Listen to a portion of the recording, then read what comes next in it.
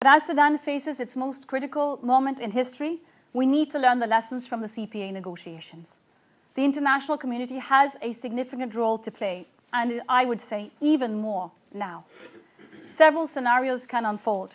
The most positive one would be that the results of the referendum are respected, with agreement being reached on critical post-referendum issues, including ABA, border demarcation, the sharing of oil resources, etc., establishing good neighbor relations.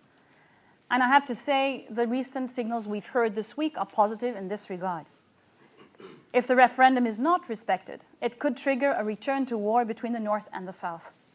Khartoum is well aware of this.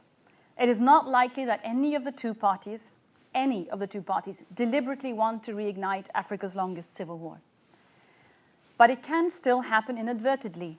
If the outcome of the referendum is questioned or seen as illegitimate, there will be outbreaks of violence, and they can spin out of control. And this can lead to unilateral declarations of independence for Southern Sudan, and again lead to violence and can take a life of its own. And such a scenario can also be deliberately triggered by political forces that find this opportune. We also know that Southerners may be victimized in such a scenario, and there might be expulsions from the North.